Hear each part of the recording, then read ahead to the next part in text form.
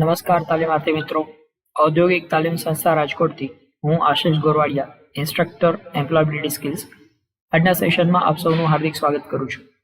મિત્રો, આપણે લોકો શીખી રહ્યા છીએ સેમેસ્ટર 2માં ટોપિક 5. ટોપિકનું ટાઇટલ છે એન્ટરપ્રિન્યોરશિપ સ્કિલ્સ, જેની અંદર ચેપ્ટર નંબર 23. ચેપ્ટરનું ટાઇટલ છે માર્કેટ એનાલિસિસ. માર્કેટ એનાલિસિસ એમાં પાર્ટ 1માં આપણે ભણવાના છીએ MSME, મતલબ કે micro, small and medium enterprise, જેને ગુજરાતી ભાષામાં આપણે લઘુ ઉદ્યોગો અથવા તો સૂક્ષ્મ ઉદ્યોગો અથવા તો નાના પાયાના ઉદ્યોગો આવું કહીએ છીએ. તો એ MSME શું છે અને એના વિશેની વિગતો આપણે આ પાર્ટમાં સમજવાના છીએ. તો આવો મિત્રો શરૂ કરીએ. ચેપ્ટર નંબર 23, માર્કેટનું વિશ્લેષણ. તો સૌથી પહેલાં આપણે ભણવાના છીએ MSME, જેને micro, small and medium enterprise તરીકે ઓળખવામાં આવે છે. તો micro, small and medium enterprise આના માટે એક્ટ પસાર કરવામાં આવ્યો હતો, MSME એક્ટ 2006.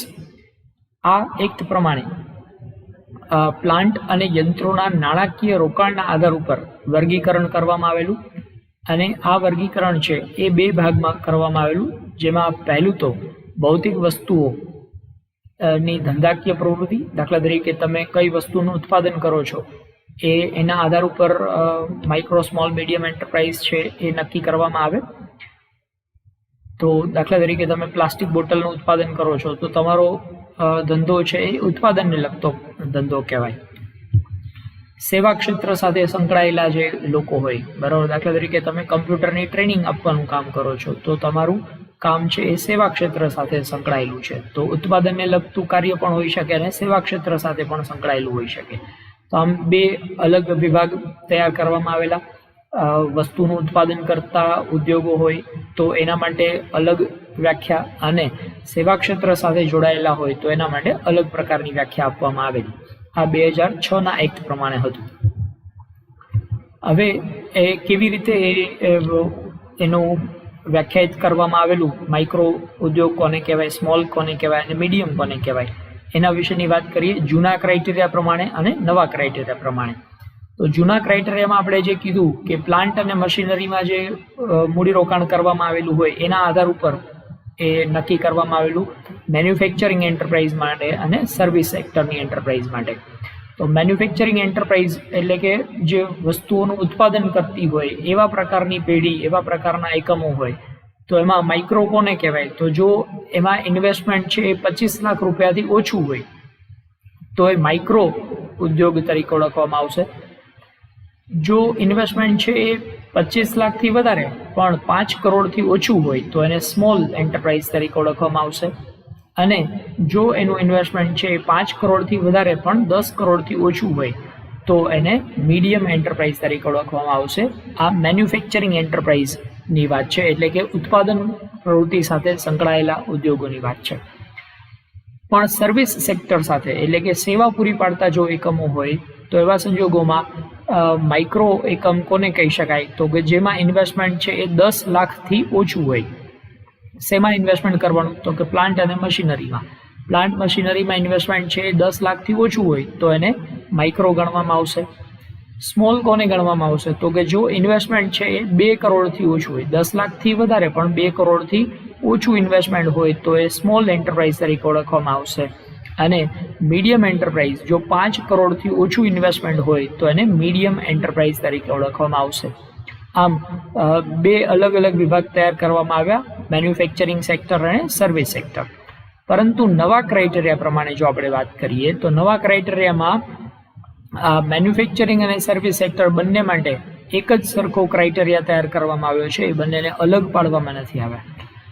મેન્યુફેક્ચરિંગ અને સર્વિસ સેક્ટર માટે માઇક્રો અને સ્મોલ અને મીડિયમ આ 3 વ્યાખ્યાઓ કરવા માટે ઇન્વેસ્ટમેન્ટ અને એન્યુઅલ ટર્નઓવર, એટલે કે મૂડીરોકાણને પણ ધ્યાનમાં લીધું છે, અને મૂડીરોકાણ સાથે સાથે એન્યુઅલ ટર્નઓવર એટલે કે વાર્ષિક વેચાણ કેટલું છે એને પણ ધ્યાનમાં રાખીને વ્યાખ્યા આપવામાં આવી છે.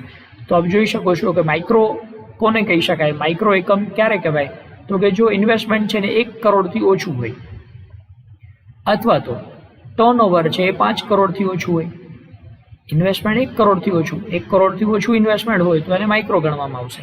જે પહેલા અહીંયા કેટલું હતું તો 25 લાખ અને 10 લાખ આવા વિભાગો પાડવામાં આવેલા, પરંતુ નવી વ્યાખ્યા આપવામાં આવી છે એ પ્રમાણે 1 કરોડથી ઓછું ઇન્વેસ્ટમેન્ટ હોય અને 5 કરોડથી ઓછું ટર્નઓવર હોય તો એને માઇક્રો ગણવામાં આવશે.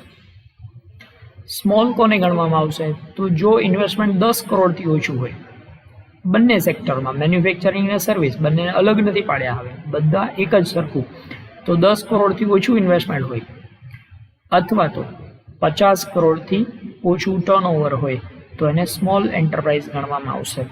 અને મીડિયમ એન્ટરપ્રાઇઝમાં જો 20 કરોડથી ઓછું ઇન્વેસ્ટમેન્ટ હોય અને 100 કરોડથી ઓછું ટર્નઓવર હોય તો એને મીડિયમ એન્ટરપ્રાઇઝ તરીકે ઓળખવામાં આવશે. આમ આ નવા એક્ટ પ્રમાણે, નવી વ્યાખ્યા પ્રમાણે માઇક્રો, સ્મોલ અને મીડિયમ એન્ટરપ્રાઇઝ એમાં ઇન્વેસ્ટમેન્ટ અને ટર્નઓવર બંનેની મર્યાદાઓ છે વધારી આપવામાં આવી છે, જેથી કરીને વધુ ને વધુ ઉદ્યોગોને આ માઇક્રો, સ્મોલ, મીડિયમ એન્ટરપ્રાઇઝના લાભ છે એ પ્રાપ્ત થઈ શકે. હવે રજિસ્ટ્રેશન ઓફ MSME એટલે કે માઇક્રો, સ્મોલ, મીડિયમ એન્ટરપ્રાઇઝ તમારે શરૂ કરવું છે તો એનું રજિસ્ટ્રેશન કેવી રીતે કરવાનું? તો જે ઉદ્યોગ સાહસિક MSME પૈકી કોઈ ઉદ્યોગ શરૂ કરવા માંગતો હોય તો તેણે સરકારી સંસ્થા પાસેથી નોંધણી કરાવવી ખાસ જરૂરી છે. વર્ષ 2006 અગાઉ લઘુ ઉદ્યોગોની કામચલાઉ અને કાયમી નોંધણી માટે પ્રથા અમલમાં હતી. MSME એક્ટ 2006ના સુધારા અંતર્ગત હવે નવો ઉદ્યોગ સ્થાપિત કરવા માંગતા હોય તો તેવા ઉદ્યોગ સાહસિકે જૂની પ્રથાની જગ્યાએ જિલ્લા ઉદ્યોગ કેન્દ્ર, જેને ટૂંકમાં કહેવાય છે DIC એટલે ડિસ્ટ્રિક્ટ ઇન્ડસ્ટ્રીયલ સેન્ટર, આ DICમાં 2 રીતે નોંધણી કરાવી શકાય. જે નોંધણી માટેનું ફોર્મ છે એને EM એટલે કે એન્ટરપ્રેન્યોર મેમોરેન્ડમ આ નામથી ઓળખવામાં આવે છે. આ એન્ટરપ્રેન્યોર મેમોરેન્ડમમાં 2 અલગ અલગ રીતથી નોંધણી કરાવવાની રહેશે. પહેલું જે છે રજિસ્ટ્રેશન ઓફ EM પાર્ટ 1માં કયા પ્રકારના ઉદ્યોગોને નોંધણી કરાવવાની હોય તો જે નવી વસ્તુનું ઉત્પાદન કરતો નવો જ એકમ સ્થાપવામાં આવે, કંઈક અલગ જ પ્રકારનું, અત્યાર સુધી એ એકમ હયાત નહોતો, નવો જ એકમ શરૂ કર્યો છે, નવી વસ્તુનું ઉત્પાદન તમે શરૂ કર્યું છે અને એ ઉત્પાદનને લગતો ઉદ્યોગ છે, સેવા ક્ષેત્રનું એકમ નથી, તમે કોઈ સેવા નથી પૂરી પાડતા પણ તમે વસ્તુનું ઉત્પાદન કરો છો, તો ઉત્પાદનને લગતો એકમ હોય, સેવા ક્ષેત્રનો એકમ ન હોય, એણે EM1 એટલે કે એન્ટરપ્રેન્યોર મેમોરેન્ડમ પાર્ટ 1માં એને રજિસ્ટ્રેશન કરાવવાનું રહેશે. અને પાર્ટ 2માં કોણે રજિસ્ટ્રેશન કરવાનું? તો જો એકમનું ઉત્પાદન શરૂ થઈ ગયું હોય અથવા તો એકમ હયાત જ હોય અથવા તો સેવા ક્ષેત્ર સાથે સંકળાયેલું હોય. અહીંયા આપણે વાત કરી કે નવો એકમ હોય તો પાર્ટ 1માં રજિસ્ટ્રેશન કરવાનું, પણ હયાત એકમ હોય, તમે જે બિઝનેસ શરૂ કરો છો બરાબર, એ ઓલરેડી છે જ, એ માર્કેટમાં છે જ અને તમે એ બિઝનેસને ખરીદી લીધો છે અથવા તો વસ્તુનું ઉત્પાદન ઓલરેડી ચાલુ જ હતું અને તમે એ બિઝનેસનું રજિસ્ટ્રેશન કરાવવા માંગો છો, તો હયાત હોય એવા પ્રકારના ઉદ્યોગ માટે પાર્ટ 2નું રજિસ્ટ્રેશન કરવાનું રહેશે. અથવા તો સેવા ક્ષેત્ર સાથે જોડાયેલો જો બિઝનેસ હોય એમાં પાર્ટ 2નું રજિસ્ટ્રેશન કરવાનું રહેશે.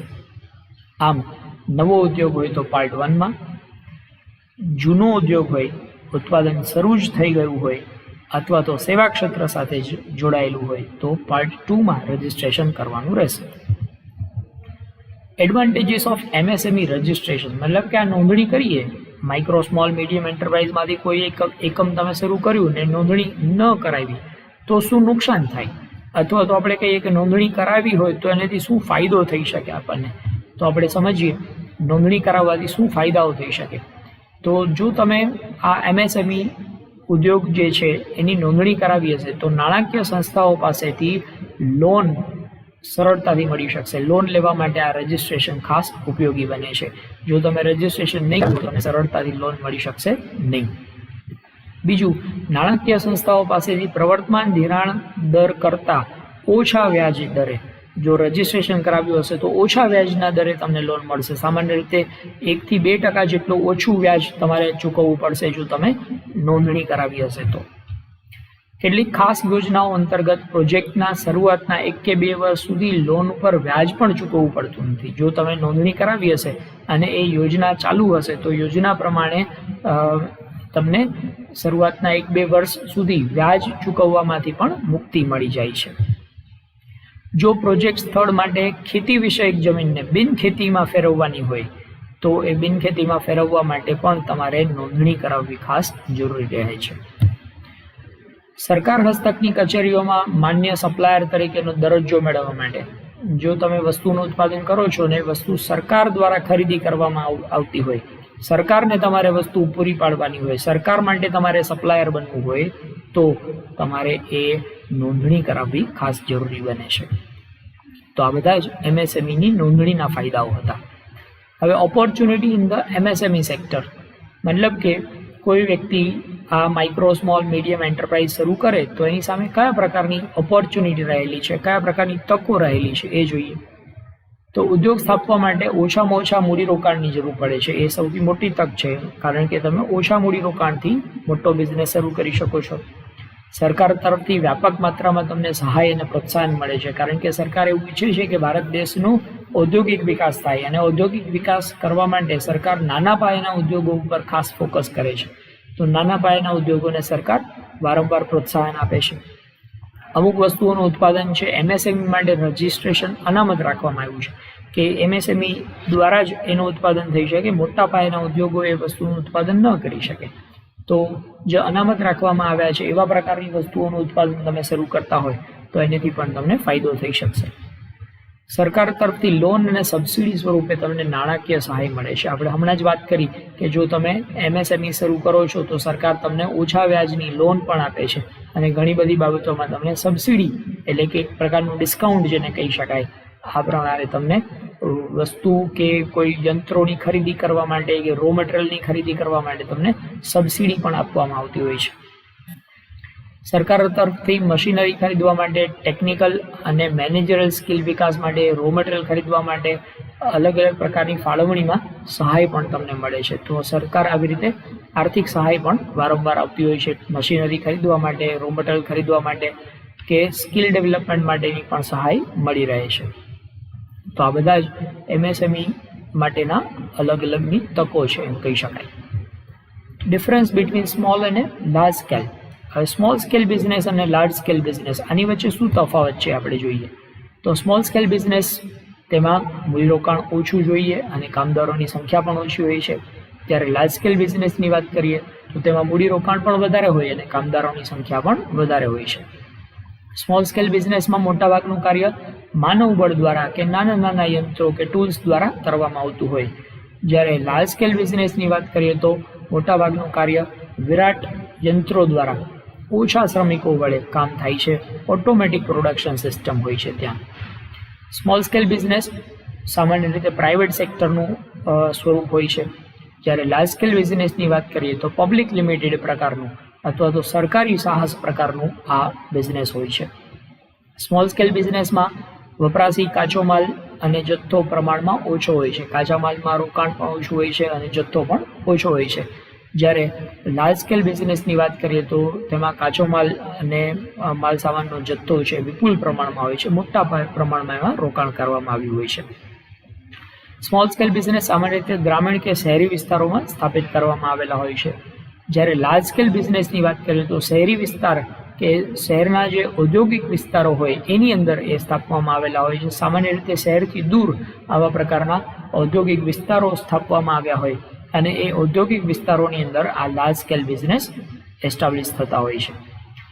ઉદાહરણની વાત કરીએ તો સ્મોલ સ્કેલ સેક્ટરમાં બેરિંગનું ઉત્પાદન કરતી કંપનીઓ હોય કે પ્લાસ્ટિકનું ઉત્પાદન કરતા નાના નાના એકમો હોઈ શકે, કપાસનું જીનિંગ મિલ હોઈ શકે, આ બધા સ્મોલ સ્કેલ ઉદ્યોગમાં આવી શકે.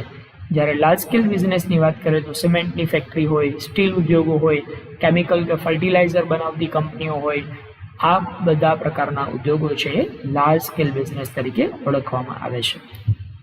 તો આમ સ્મોલ સ્કેલ અને લાર્જ સ્કેલ વિશેનો તફાવત પણ આપણે સમજ્યા. આશા છે આપણે બરાબર રીતે સમજાઈ ગયું હશે. Thank you.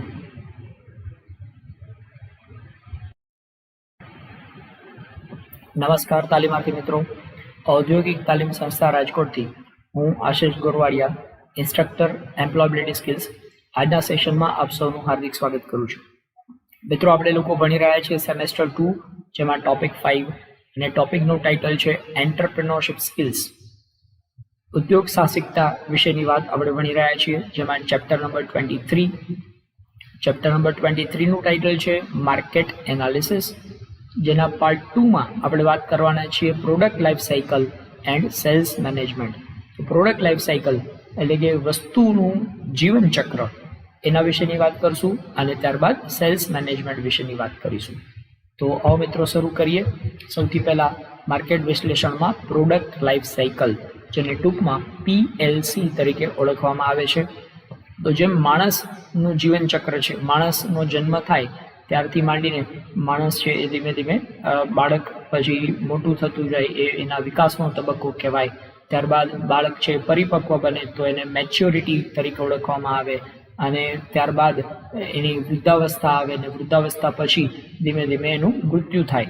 તો આમ માણસનું જે જીવન ચક્ર છે એવી જ રીતે વસ્તુનું પણ જીવનચક્ર હોય છે. જે માણસ જીવનચક્રના અલગ અલગ તબક્કાઓમાંથી પસાર થતો હોય છે, એવી જ રીતે કોઈ વસ્તુ છે એ પણ જીવનચક્રના અલગ અલગ તબક્કાઓમાંથી પસાર થતી હોય છે.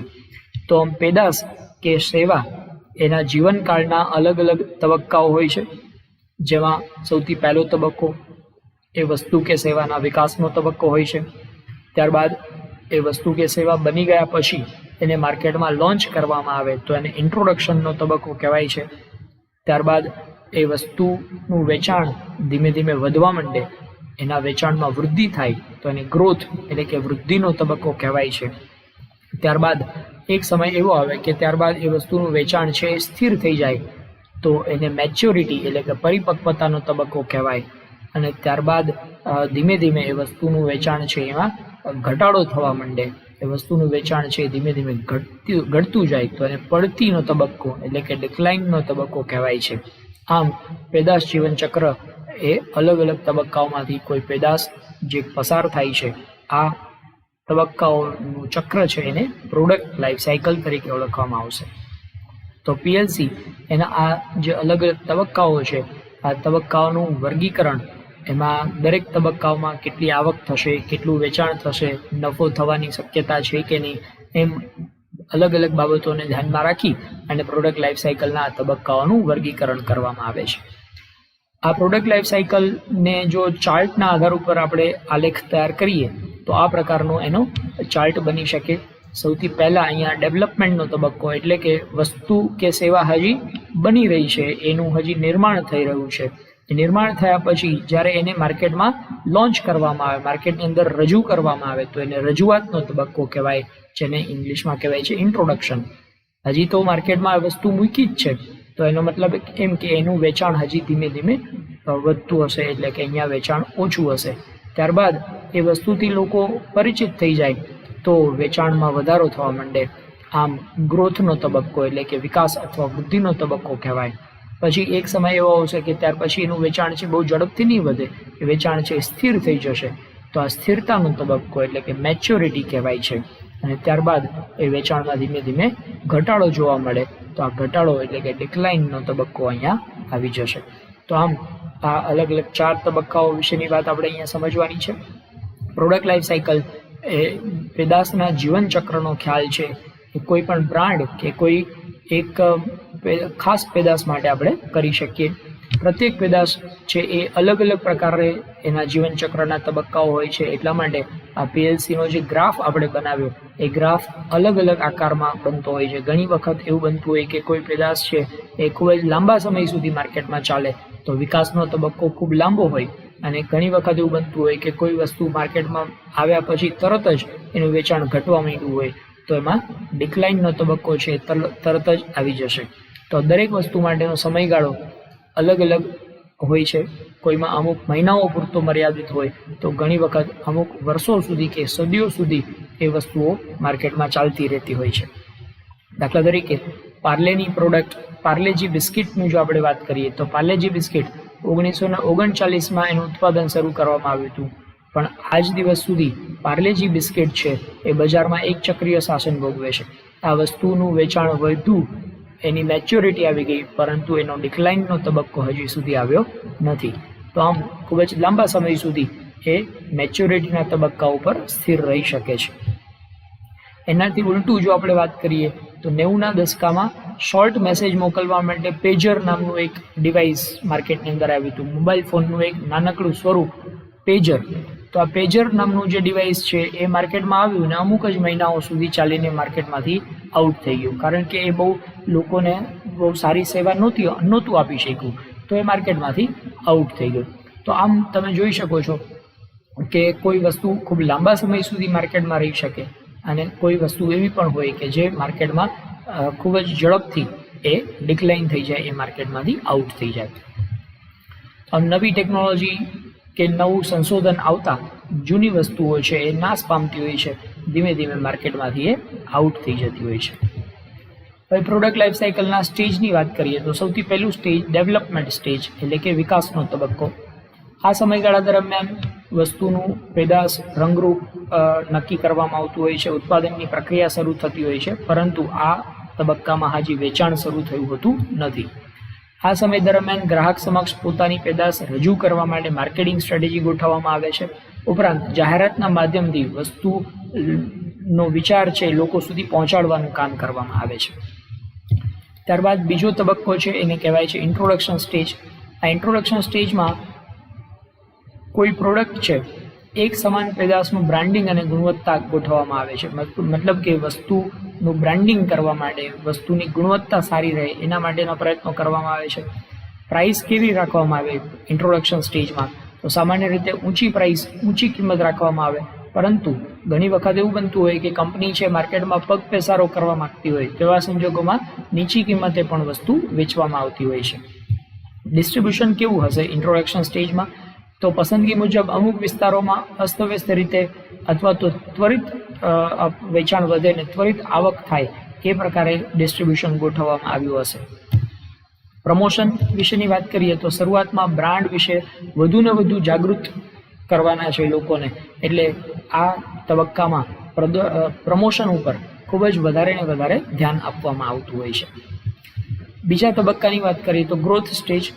ગ્રોથ સ્ટેજમાં પ્રોડક્ટ તો પેદાશના રંગરૂપ અને ગુણવત્તામાં સુધારો કરવાની કોશિશ કરવામાં આવે છે. ગ્રોથ સ્ટેજમાં પ્રાઇસ કેટલી રાખવાની? તો જો માંગ વધુ હોય તો કિંમત જાળવી રાખવામાં આવે, પરંતુ જો વેચાણમાં વધારો કરવો હોય તો ગ્રોથ સ્ટેજમાં કિંમત ઘટાડવાની પણ સ્ટ્રેટેજી અપનાવવામાં આવતી હોય છે. ઉપરાંત ડિસ્ટ્રીબ્યુશનની વાત કરીએ તો આ તબક્કામાં વિતરણ પ્રણાલી વધુ સારી બનાવવામાં આવે છે. મતલબ કે આપણી વસ્તુ વધુ ને વધુ લોકો સુધી પહોંચી શકે એના માટે સારામાં સારું ડિસ્ટ્રીબ્યુશન એટલે કે સારામાં સારી વિતરણ વ્યવસ્થા ઊભી કરવી પડશે. અને પ્રમોશનની વાત કરીએ તો બ્રાન્ડને વધુ ને વધુ વ્યાપક બનાવવા માટે આ તબક્કામાં વધારે ને વધારે જાહેરાત કરવામાં આવે છે. મેચ્યોરિટી સ્ટેજમાં પહોંચી ગયા હોય ત્યારે પ્રોડક્ટનું શું કરવાનું? તો કે મેચ્યોરિટી સ્ટેજમાં પહોંચી ગયા ત્યાર પછી પ્રોડક્ટ છે એમાં વધુ ને વધુ હરીફાઈ હશે, એટલે આપણા કમ્પિટિટર પણ માર્કેટમાં હવે આવી ગયા હશે. તો આપણા કમ્પિટિટરની કમ્પેરિઝનમાં આપણે જે વસ્તુ બનાવીએ છીએ એની કમ્પેરિઝનમાં વધુ વિશેષતાઓ ઉમેરવાની કોશિશ કરવાની, એમાં સુધારાઓ વધારા કરી અને આપણી વસ્તુને વધારે ને વધારે આકર્ષક બનાવવાની કોશિશ કરવી પડશે. કિંમત કેટલી રાખવાની? તો કે હરીફાઈમાં ટકી શકાય એ પ્રકારે કિંમતમાં ઘટાડો કરવાનો રહેશે. ડિસ્ટ્રીબ્યુશન ચેનલની વાત કરીએ તો વેચાણ વધારવા માટે નવી ડિસ્ટ્રીબ્યુશન ચેનલ ઊભી કરવી પડશે. વધુ ને વધુ રિટેલરને પ્રોત્સાહન આપવું પડશે, જેથી કરીને આપણી વસ્તુનું વેચાણ વધારે ને વધારે રિટેલર દ્વારા કરવામાં આવે છે. આ ઉપરાંત પ્રમોશનમાં આપણી પ્રોડક્ટનું આકર્ષણ જળવાઈ રહે, લોકો આપણી પ્રોડક્ટ છોડીને ચાલ્યા ન જાય એના માટે વધુ ને વધુ આકર્ષણ જળવાઈ રહે એવા પ્રકારના પ્રયત્નો કરવા પડશે. અહીંયા પેદાશ કરતા એના આકર્ષણ ઉપર વધુ ને વધુ ભાર મૂકવામાં આવે છે. આ ઉપરાંત ડિક્લાઇન સ્ટેજની વાત કરીએ તો ડિક્લાઇન સ્ટેજમાં પ્રોડક્ટ છે એના ઉત્પાદનમાં ઘટાડો થાય છે. શક્ય હોય તેટલા રંગરૂપ બદલી અને આકર્ષણ વધારવાની કોશિશ કરવામાં આવે, વધુ ને વધુ લોકો આપણી વસ્તુ ખરીદે એના માટેના પ્રયત્ન કરવામાં આવે. પ્રાઇસ તો ડિક્લાઇન સ્ટેજ હોય તો આવા સંજોગોમાં કંપનીને પોસાય એટલી કિંમત રાખી અને વસ્તુનું વેચાણ ચાલુ રાખવું જોઈએ. બને ત્યાં સુધી નીચામાં નીચી કિંમતે વસ્તુનું વેચાણ ચાલુ રહે એ પ્રયત્ન ડિક્લાઇન સ્ટેજમાં કરવામાં આવતા હોય છે. ડિસ્ટ્રીબ્યુશનની વાત કરીએ તો ખોટ કરતી વિતરણ વ્યવસ્થાઓ કે જે જગ્યાએથી આપણને નફો નથી થતો, જે જગ્યાએથી વેચાણ ખૂબ જ ઓછું હોય છે, જે જગ્યાએથી ગ્રાહકો આપણી વસ્તુ ખરીદવાનું બંધ કરી દીધું છે, આવી જે વિતરણ વ્યવસ્થાઓ છે એને બંધ કરી દેવામાં આવે. આવા પ્રકારના રિટેલ આઉટલેટ છે એને બંધ કરી દેવામાં આવે, જેથી કરીને આપણો ખર્ચો ઘટાડી શકાય.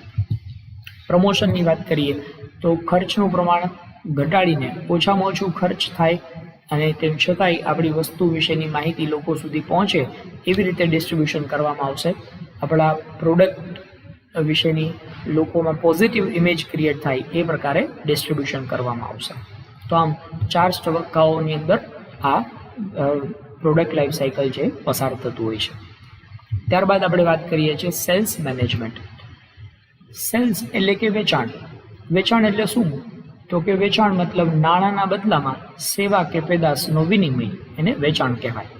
તમે કઈ વસ્તુ ખરીદવા માટે ગયા હોય તો તમે એ વસ્તુ માટેના પૈસા આપો અને દુકાનદાર તમને એ વસ્તુ આપે, તો એ વિનિમય થયો. શેનો વિનિમય થયો? વસ્તુ અને નાણાં. તો આ વસ્તુ અને નાણાંનો વિનિમય, તમે વસ્તુ ખરીદવા ગયા તો તમે ખરીદનાર છો, દુકાનદારે વસ્તુ તમને આપી એટલે વેચાણ કરતા છે. એના દ્વારા જે પ્રક્રિયા થઈ એ વેચાણ કહેવાય. પેદાશ બનાવવી સરળ છે, પરંતુ તેનું નફાકારક રીતે વેચાણ કરવું એ અઘરું છે.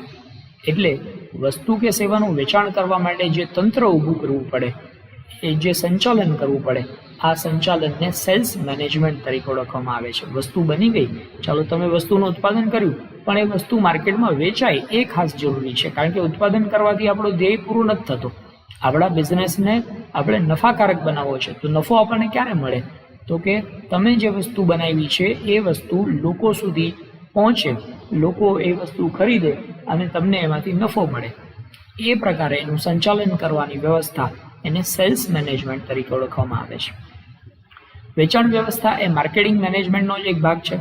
અમેરિકન માર્કેટિંગ એસોસિએશન દ્વારા આપવામાં આવેલી જે વ્યાખ્યા છે એ વ્યાખ્યા પ્રમાણે વેચાણ સાથે સંકળાયેલ વેચાણ દળના કર્મચારીઓનું આયોજન કરવું, એ લોકોને માર્ગદર્શન પૂરું કરવું, એ લોકો ઉપર નિયંત્રણ રાખવું, વેચાણ દળના કર્મચારીઓની ભરતી કરવી, પસંદગી કરવી, એ લોકોને તાલીમ આપવી, કાર્યની વહેંચણી કરવી, એ લોકો ઉપર નિરીક્ષણ રાખવું, એ લોકોને વળતરની ચૂકવણી કરવી, એ લોકોને પ્રોત્સાહન આપવું, આ બધા જ પ્રકારના કામ તમે વેચાણ દળના કર્મચારીઓ માટે કરો તો તમે સેલ્સ મેનેજમેન્ટ એટલે કે વેચાણ પ્રવૃત્તિઓનું સંકલન કરી રહ્યા છો એમ કહી શકાય.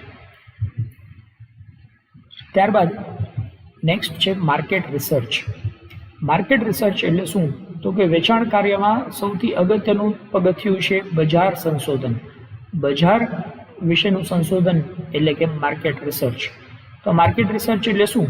તો આ પ્રક્રિયામાં આપણે ગ્રાહકો વિશેની માહિતી મેળવીએ છીએ. મતલબ ગ્રાહકોને શું જરૂરિયાત છે, કયા પ્રકારની વસ્તુઓ એ લોકોને વાપરવી ગમે છે, એ ક્યારે ખરીદી કરે છે, કેટલી ખરીદી કરે છે, જથ્થાબંધ ખરીદી કરે છે કે છૂટકમાં ખરીદી કરે છે, આ બધી બાબતો વિશેની માહિતી મેળવવાની પ્રક્રિયા એને માર્કેટ રિસર્ચ તરીકે ઓળખવામાં આવે છે.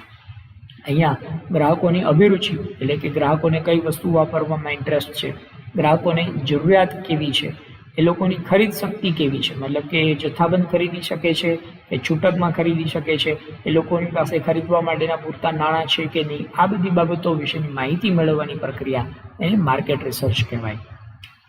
આ ઉપરાંત ભવિષ્યમાં માંગની અપેક્ષાએ વર્તમાનમાં મોટા પાયા પર ઉત્પાદન થયું હોય ત્યારે ભવિષ્યમાં તેનું વેચાણ થશે કે નહીં, ગ્રાહકને આ વસ્તુ પસંદ આવશે કે નહીં, આ વસ્તુ પસંદ પડશે કે નહીં, એવા જોખમોને દૂર કરવા માટે બજારીય સંશોધન એટલે કે માર્કેટ રિસર્ચ છે ખૂબ જ અગત્યનું છે. ત્યારબાદ છે પર્સનલ સેલિંગ. પર્સનલ સેલિંગ એટલે શું? તો ઉત્પાદક પેદાશનું વેચાણ કરવા માટે જાહેરાત દ્વારા પેદાશની જાણકારી ગ્રાહકને પહોંચાડે છે. તેના દ્વારા વ્યક્તિ ઉપર જોઈએ તેટલી ધારી અસર થતી નથી. તમે વસ્તુ બનાવી દીધી, વસ્તુની જાહેરાત કરી. જાહેરાત કરી એટલે એવું જરૂરી નથી કે જેટલા લોકોએ જાહેરાત જોઈ એ બધા જ લોકો તમારી વસ્તુ ખરીદે છે. એટલે ગ્રાહકો સુધી વસ્તુ પહોંચાડી દીધી, વસ્તુ વિશેની માહિતી પહોંચાડી દીધી, પણ એ લોકો તમારી જાહેરાત જોઈને એ વસ્તુ ખરીદશે જ એવું જરૂરી નથી, એટલે કે ધારી અસર તમે એના ઉપર નહીં પહોંચાડી શકો. એટલે સેલ્સ મેનેજર શું કરે છે તો કે વસ્તુનું વેચાણ વધે એના માટે વ્યક્તિઓની નિમણૂક કરે છે, જેને આપણે કહીએ છીએ સેલ્સમેન. આ પ્રકારના સેલ્સમેન છે એ લોકો સુધી પહોંચે અને લોકોને વસ્તુ ખરીદવા માટે સમજાવે, વસ્તુ વિશેના ગુણો સમજાવે, વસ્તુ વિશેની જે આકર્ષણ છે એના વિશે લોકોને સમજાવે. તો આમ સેલ્સમેન દ્વારા જ્યારે વસ્તુનું વેચાણ કરવામાં આવે તો એને પર્સનલ સેલિંગ તરીકે ઓળખવામાં આવે છે. આમ વ્યક્તિગત વેચાણમાં સેલ્સમેન એ સંભવિત ગ્રાહકને પોતાની પ્રોડક્ટ છે એનું ડેમોન્સ્ટ્રેશન આપે છે, ગ્રાહકને જરૂરી બાબતો સમજાવે છે, પેદાશ વિશેની વિશેષતાઓ વિશે સમજાવે છે, જેથી કરીને ગ્રાહક આ વસ્તુ ખરીદવા માટે કન્વિન્સ થાય છે. ધંધાકીય એકમો સેલ્સમેન દ્વારા ગ્રાહક સાથે એક ચોક્કસ પ્રકારનો સંબંધ ઊભો કરે છે અને આમ સેલ્સમેન છે ગ્રાહકને વસ્તુ વેચવા માટેની એક કડીરૂપ સાબિત થાય છે. વેચાણમાં આ સૌથી અસરકારક જો કહી શકાય તો વ્યક્તિગત વેચાણની પદ્ધતિ છે, જેને પર્સનલ સેલિંગ તરીકે ઓળખવામાં આવશે. તો આમ આપણે સેલ્સ મેનેજમેન્ટ વિશેની વાત પણ આ ટોપિકમાં સમજ્યા. Thank you.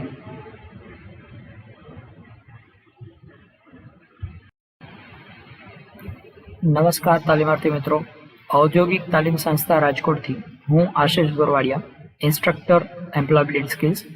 આજના સેશનમાં આપ સૌનું હાર્દિક સ્વાગત કરું છું. મિત્રો, આજના સેશનમાં આપણે લોકો શીખવા માંગીએ છીએ સેમેસ્ટર 2માં ટોપિક 5. ટોપિકનું ટાઇટલ છે એન્ટરપ્રેન્યોરશિપ સ્કિલ્સ. એન્ટરપ્રેન્યોરશિપ સ્કિલ્સમાં ચેપ્ટર નંબર 23 અને ચેપ્ટરનું ટાઇટલ છે માર્કેટ એનાલિસિસ.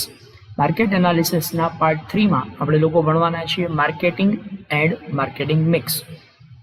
માર્કેટિંગ એટલે શું અને માર્કેટિંગ મિક્સ જેને કહેવાય છે બજાર મિશ્ર, આ બજાર મિશ્રનો કન્સેપ્ટ શું છે એના વિશેની વાત આપણે આ ચેપ્ટરમાં ભણવાના છીએ. તો આવો મિત્રો શરૂ કરીએ. સૌથી પહેલાં તો માર્કેટિંગ એટલે શું? તો અમેરિકન માર્કેટિંગ એસોસિએશન એના દ્વારા માર્કેટિંગ એટલે એવી ધંધાકીય પ્રવૃત્તિ કે જેમાં પેદાશ કે સેવાનો પ્રકાર ઉત્પાદક તરફથી ગ્રાહક તરફ વાળવામાં આવે છે. મતલબ કે ઉત્પાદક દ્વારા જે વસ્તુ કે સેવા બનાવવામાં આવી છે એ ગ્રાહક સુધી પહોંચાડવા માટેની પ્રક્રિયા એને માર્કેટિંગ કહેવાય. માર્કેટિંગના ગુરુ ફિલિપ કોટલર માર્કેટિંગને કળા અને વિજ્ઞાન એમ બંનેનો સમાન દરજ્જો આપે છે. ફિલિપ કોટલરના કહેવા પ્રમાણે માર્કેટિંગ એ એવું વિજ્ઞાન અને એવી કળા છે કે જેમાં નફાકારક ગ્રાહકને ખોડી કાઢે છે, એ ગ્રાહકને ટકાવી રાખે છે અને ગ્રાહકની સંખ્યામાં વૃદ્ધિ કરે છે. ટૂંકમાં માર્કેટિંગ એ એવું વિજ્ઞાન છે અથવા તો એવી કળા છે કે જે કળા દ્વારા તમે ગ્રાહકોને શોધી કાઢો છો, એ ગ્રાહકોને ટકાવી રાખો છો અને ગ્રાહકોની સંખ્યામાં વૃદ્ધિ પણ કરો છો. તો આના માટે જે કંઈ પણ પ્રક્રિયાઓ કરવી પડે એ દરેક પ્રક્રિયાને માર્કેટિંગ તરીકે ઓળખવામાં આવે છે. માર્કેટિંગ એ એવી સામાજિક પ્રક્રિયા છે કે જેમાં વ્યક્તિગત જૂથો તેમની જરૂરિયાતો મુજબ મૂલ્યવાન વસ્તુઓનું સર્જન કરે છે, એને બજારમાં રજૂઆત કરે છે અને સ્વતંત્ર રીતે આ વસ્તુઓ કે સેવાઓનું વિનિમય કરે છે. મતલબ કે કોઈ વસ્તુ બનાવવામાં આવે, વસ્તુ બજારમાં મૂકવામાં આવે અને એ વસ્તુનું વેચાણ કરીને એમાંથી નફો કમાવવામાં આવે. આ આખી પ્રક્રિયા એને માર્કેટિંગ તરીકે ઓળખવામાં આવે છે. મેનેજમેન્ટ ગુરુ પીટર ડ્રકરના મત મુજબ જો આપણે વાત કરીએ તો બિઝનેસનું કામકાજ ગ્રાહકોનું સર્જન કરવાનું છે. વેપાર સંસ્થાઓના માત્ર બે જ મૂળભૂત કાર્યો છે, જે છે માર્કેટિંગ અને ઇનોવેશન. એટલે કે દરેક કંપની, દરેક પેઢી, નાનામાં નાનો બિઝનેસ હોય કે મોટો બિઝનેસ હોય, એ દરેકે વસ્તુનું ઉત્પાદન કરી અને એનું માર્કેટિંગ કરવાનું છે અને સતત સુધારો કરતો રહેવાનો છે, ઇનોવેશન કરતું રહેવાનું છે. આ માર્કેટિંગ અને ઇનોવેશન આ બે જ પ્રક્રિયા એ દરેક બિઝનેસે કરવાની હોય છે. બાકી તમામ ખર્ચાળ હોય છે. માર્કેટિંગ એ વેપારનું વિલક્ષણ અને અદ્વિતીય કાર્ય છે. મતલબ કે દરેક બિઝનેસ જો માર્કેટિંગ સારું કરી શકે તો જ એ બિઝનેસ સફળતાપૂર્વક ચાલી શકશે. જે બિઝનેસ સારું માર્કેટિંગ કરી શકતો નથી એ બિઝનેસ સફળતા પ્રાપ્ત કરી શકતો નથી. સરળ શબ્દોમાં કહીએ તો ગ્રાહકોના સંતોષને કેન્દ્રમાં રાખીને પેદાશનું વેચાણ વધારવા, સક્ષમ બનવા માટે સંકળાયેલી જે પ્રવૃત્તિઓ છે એ તમામ પ્રવૃત્તિઓને માર્કેટિંગ કહે છે. મતલબ કે ગ્રાહકને ધ્યાનમાં રાખીને ગ્રાહક સુધી વસ્તુ પહોંચાડવા માટે અને નફો કમાવા માટે જે કંઈ પણ પ્રક્રિયાઓ તમારે કરવાની થાય એ દરેક પ્રક્રિયાઓને માર્કેટિંગ કહેવામાં આવશે. માર્કેટિંગની પ્રોસેસ જો આપણે વાત કરીએ તો ગ્રાહકની જરૂરિયાત મુજબની પેદાશો અથવા સેવાઓ તૈયાર કરવાની, ગ્રાહકને જ્યાં જોઈએ ત્યાં એ વસ્તુ પહોંચાડવાની, આ આખી પ્રક્રિયા એને માર્કેટિંગ કહેવાય. ગ્રાહકની જરૂરિયાત બદલતા તેમની જરૂરિયાતો સંતોષવા માટેનું મહત્વનું કાર્ય એટલે બજાર પ્રક્રિયા. બજાર પ્રક્રિયાની આકૃતિ જો આપણે સમજીએ તો આમ સમજી શકાય કે સૌથી પહેલાં તમારે એ સમજવાનું છે કે ગ્રાહકોને શું જોઈએ છે. તો ગ્રાહકોને શું વસ્તુ જોઈતી હશે? તો કે વસ્તુ અથવા સેવા. તો વસ્તુ અથવા સેવા કોણ બનાવશે? તો કે ઉત્પાદક એ વસ્તુ કે સેવા બનાવશે. આ ઉત્પાદક દ્વારા વસ્તુ કે સેવા જે કંઈ પણ બનાવવામાં આવી છે એ ગ્રાહકો માટે પેદાશ, એની કિંમત નક્કી કરવી, એની વિતરણ વ્યવસ્થા નક્કી કરવી અને વેચાણ અભિવૃદ્ધિ એટલે કે જેને પ્રમોશન કહીએ એ બધી પ્રક્રિયાઓ કરી અને એ વસ્તુ ગ્રાહક સુધી પહોંચાડવામાં આવે. આ પ્રક્રિયા એને માર્કેટિંગ પ્રોસેસ તરીકે ઓળખવામાં આવશે. એટલે કે ગ્રાહકોને શું જોઈએ છે એ વસ્તુ વિશે પહેલાં જાણો, એ પ્રકારની પેદાશ અથવા સેવાઓનું સર્જન કરો. આ સર્જન કરી એ સર્જન કરવાનું કામ કોણ કરશે? તો કે ઉત્પાદક દ્વારા એ કામ કરવામાં આવશે. ઉત્પાદક દ્વારા આ વસ્તુ કે સેવા બનાવી દીધા પછી એ ગ્રાહકો સુધી પહોંચાડવામાં આવશે. તો આખી પ્રક્રિયા જે થઈ એને માર્કેટિંગ પ્રોસેસ તરીકે ઓળખવામાં આવે છે. હવે આપણે વાત કરીએ ડિફરન્સ બિટવીન સેલિંગ અને માર્કેટિંગ. સેલિંગ એટલે વેચાણ કરવું અને માર્કેટિંગ એમાં પણ આપણે એવું માનીએ છીએ કે વેચાણ કરવાનું થાય છે, પરંતુ બંને વચ્ચે થોડોક તફાવત છે એ આપણે સમજી લઈએ. સૌથી પહેલાં સેલિંગ એટલે શું? તો વેચાણ એ વસ્તુ કે સેવા વિનિમયનો મર્યાદિત ખ્યાલ છે. વેચાણ એટલે ગ્રાહકને જે ચીજ વસ્તુ વેચીને નાણાકીય લાભ મેળવી લેવો એને વેચાણ કહેવાય. વેચાણમાં મુખ્યત્વે કંપનીની જરૂરિયાત ઉપર ભાર મૂકવામાં આવે છે. મતલબ કંપની પોતાનો માલ જેટલો બને તેટલો ઝડપથી કંપની નક્કી કરેલા ભાવે ગ્રાહકને પહોંચાડી દેવો, ગ્રાહકને વેચી દેવો, આ કામ એને વેચાણ કહેવાય. માલ કે સેવાનું વેચાણ થઈ જાય ત્યાર પછી વેચાણ કરતાં સંતોષ અનુભવે છે. મતલબ કે આપણી પાસે વસ્તુ હતી, આપણે વેચી નાખી, આપણને પૈસા મળી ગયા, હવે આપણું કામ પૂરું થઈ ગયું. તો આ સેલિંગનો કન્સેપ્ટ છે. જ્યારે માર્કેટિંગનો કન્સેપ્ટ છે ને આના કરતાં થોડોક વધારે વિસ્તૃત ખ્યાલ ધરાવે છે. માર્કેટિંગ એ વસ્તુ વિનિમય કે વેપારનો વિસ્તૃત ખ્યાલ છે. માર્કેટિંગમાં વસ્તુ કે સેવાનું સર્જન કરવાથી શરૂ કરીને એ ગ્રાહકો સુધી પહોંચાડવાનું, ગ્રાહકો માટે એની જાહેરાત કરવાની, ગ્રાહકોને જે કંઈ પણ બાબતો વિશે જણાવવાનું હોય એનું પ્રત્યાયન એટલે કે કમ્યુનિકેશન કરવાનું, ગ્રાહકને વેચાણ બાદની સેવાઓ પણ પૂરી પાડવાની, જેમ કે ગેરંટી, વોરંટી, ગ્રાહકોની ફરિયાદ સાંભળવી, એના પ્રશ્નોનું નિરાકરણ કરવું, અને સૌથી અગત્યનું ગ્રાહક પેદાશ ઉપયોગ કર્યા પછી એને સંતોષ મળે અને એને જો ગ્રાહકને સંતોષ થશે તો રિપીટ સેલ્સ એટલે કે વારંવાર આપણી પાસેથી વસ્તુ ખરીદશે. આ આખી પ્રક્રિયા એને માર્કેટિંગ કહેવાય છે. તો આમ જોઈ શકો છો કે સેલિંગ એમાં વસ્તુ વેચી દીધી એટલે કામ પૂરું થઈ ગયું, જ્યારે માર્કેટિંગ એ ગ્રાહકને કયા પ્રકારની વસ્તુની જરૂરિયાત છે ત્યાંથી સંશોધન કરવાથી શરૂ કરી અને ગ્રાહક એ વસ્તુ ખરીદે અને ગ્રાહકને સંતોષ મળે ત્યાં સુધીની દરેક પ્રક્રિયા એ માર્કેટિંગની અંદર સમાવેશ થાય છે. ત્યારબાદ આપણે વાત કરીએ માર્કેટિંગ મિક્સ. માર્કેટિંગ મિક્સ સામાન્ય રીતે આપણે કહીએ 4P. પીથી શરૂ થતા 4 શબ્દો એ માર્કેટિંગ મિક્સ તરીકે ઓળખવામાં આવે છે. અમેરિકન માર્કેટિંગ પ્રોફેસર અને અમેરિકાના એક લેખક છે જેરોમ મેકકાર્થી. મિત્રો નામ ખાસ યાદ રાખજો. માર્કેટિંગ મિક્સનો ખ્યાલ કોણે આપ્યો છે? તો જેરોમ મેકકાર્થી. એના દ્વારા માર્કેટિંગ મિક્સનો ખ્યાલ આપવામાં આવ્યો છે 1960ની અંદર. એમનું જે પુસ્તક પ્રકાશિત થયું બેઝિક માર્કેટિંગ અ મેનેજરિયલ અપ્રોચ, આ પુસ્તકની અંદર માર્કેટિંગ મિક્સ એના 4 ઘટકો એમણે દર્શાવ્યા છે. એમાં પહેલું ઘટક છે પ્રોડક્ટ એટલે કે પેદાશ, બીજું છે પ્રાઇસ એટલે કે કિંમત, ત્રીજું છે પ્લેસ જેને ડિસ્ટ્રીબ્યુશન તરીકે પણ ઓળખી શકાય એટલે કે જગ્યા અથવા તો વિતરણ વ્યવસ્થા, ચોથું છે પ્રમોશન એટલે કે અભિવૃદ્ધિ.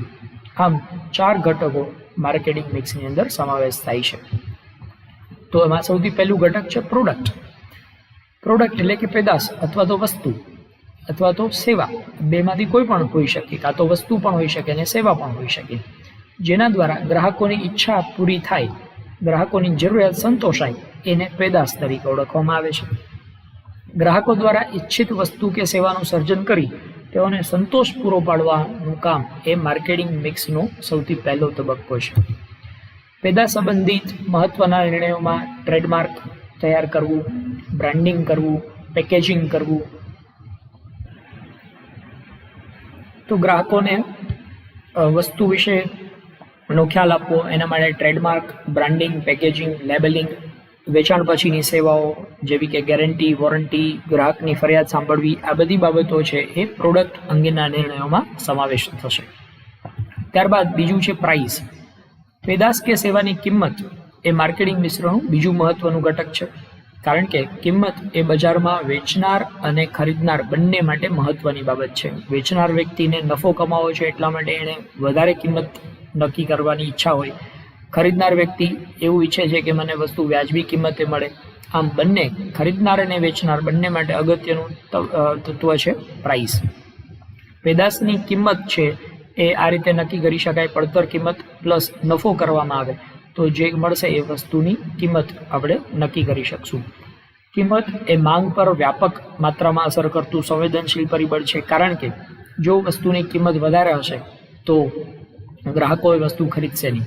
એટલે વસ્તુની કિંમત નક્કી કરતી વખતે ગ્રાહકોની જરૂરિયાત, ગ્રાહકો કયા વર્ગના છે, એ ઉચ્ચ વર્ગના છે કે નિમ્ન વર્ગના છે, ગ્રાહકોની ખરીદ શક્તિ કેટલી છે, આ ઉપરાંત હરીફ દ્વારા વસ્તુ બનાવવામાં આવે છે તો એણે કેટલી કિંમત રાખી છે, સમાજ અને સરકારનો પ્રતિભાવ શું છે આ કિંમતની બાબતે, આ બધી બાબતોને ધ્યાનમાં લઈ અને વસ્તુની કિંમત છે નક્કી કરવામાં આવતી હોય છે.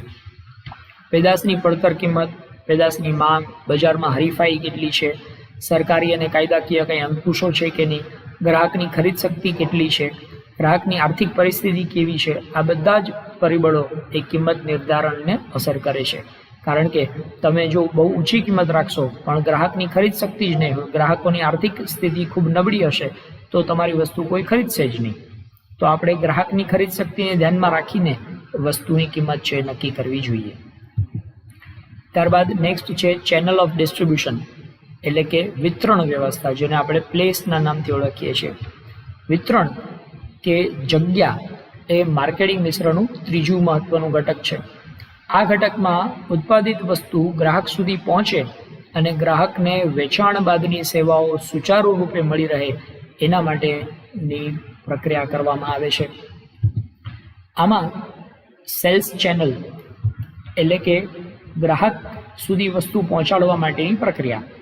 આ ચેનલ ગ્રાહકને પેદાશની જાણકારી આપે છે, પેદાશ ખરીદવા માટે પ્રોત્સાહિત કરે છે, પેદાશનું વેચાણ કરે છે, કંપની અને ગ્રાહકો વચ્ચે મધ્યસ્થી બનીને માહિતીનું આદાન પ્રદાન કરે છે, નાણાંની લેવડ દેવડ કરે છે અને કંપની અને ગ્રાહકો વચ્ચેનો સુમેળ સ્થાપવાનું કામ કરે છે. આ સેલ્સ ચેનલ છે. બીજી ચેનલ છે જેને કહેવાય છે ડિલિવરી ચેનલ. આ માધ્યમ સમગ્ર વિતરણ વ્યવસ્થાનો ભૌતિક ભાગ છે, જેનું કામ શું છે તો કે માલ કે વસ્તુ છે એ ગ્રાહકો સુધીનું ટ્રાન્સપોર્ટેશન કરવાનું, મતલબ કે ગ્રાહકો સુધી એને પહોંચાડવાની વ્યવસ્થા, એને ડિલિવરી ચેનલ તરીકે ઓળખવામાં આવે છે. ત્યારબાદ છે સર્વિસ. આ માધ્યમ ગ્રાહકને વેચાણ પછીની સેવાઓ પૂરી પાડે છે, મતલબ કે ગ્રાહકને વસ્તુ વેચી દીધી તો વસ્તુ વેચ્યા પછીની જે સેવાઓ છે એને સર્વિસ ચેનલ તરીકે ઓળખવામાં આવશે. તો આ રીતે ગ્રાહકોને સર્વિસ એટલે કે વેચાણ પછીની સેવાઓ પૂરી પાડવાનું કામ એ ડિસ્ટ્રીબ્યુશન ચેનલની ત્રીજી ચેનલ છે. ત્યારબાદ નેક્સ્ટ પી છે પ્રમોશન. પ્રમોશન જેને ગુજરાતીમાં કહેવાય છે અભિવૃદ્ધિ. અભિવૃદ્ધિ એટલે શું તો માર્કેટિંગ મિશ્રણનું ચોથું ઘટક છે. તેમાં વર્તમાન ગ્રાહકો અને સંભવિત નવીન ગ્રાહકોને પેદાશ વિશેની માહિતી આપવાનું કાર્ય થાય છે, મતલબ કે લોકો સુધી તમારી વસ્તુની માહિતી પહોંચે એ જોવાનું કામ આ પ્રમોશનનું છે. ગ્રાહકને પેદાશ માટે આકર્ષણ ઊભું કરવાનું કામ એ વેચાણ અભિવૃદ્ધિનું કાર્ય છે. મતલબ લોકોને ખાલી માહિતી મળી ગઈ એટલે કામ પૂરું જ થતું, પણ લોકોને આકર્ષવાના છે, વધુ ને વધુ લોકો તમારી વસ્તુ ખરીદે એ જોવાનું કામ પણ પ્રમોશન દ્વારા કરવામાં આવશે. અભિવૃદ્ધિની પ્રક્રિયામાં જાહેરાત કરવી, વસ્તુનું અંગત વેચાણ કરવું, વેચાણ વૃદ્ધિ માટેના અલગ અલગ કાર્યો પ્રયોજવા, અથવા તો વસ્તુની પ્રસિદ્ધિ કરવા માટે, જેને આપણે ગુજરાતીમાં કહીએ પ્રસિદ્ધિ, ઇંગ્લિશમાં કહેવાય પબ્લિસિટી, તો પબ્લિસિટી પણ પ્રમોશનનો જ એક ભાગ છે. આ 4 પ્રવૃત્તિઓના સમન્વયને અભિવૃદ્ધિ મિશ્ર એટલે કે પ્રમોશન મિક્સ તરીકે ઓળખવામાં આવે છે. દરેક ધંધાકીય એકમ વધુ ઓછા પ્રમાણમાં જુદા જુદા પ્રમાણમાં આ પ્રમોશન કરતું જ હોય છે. તો આમ આપણે વાત કરી 4P and sales management. Thank you.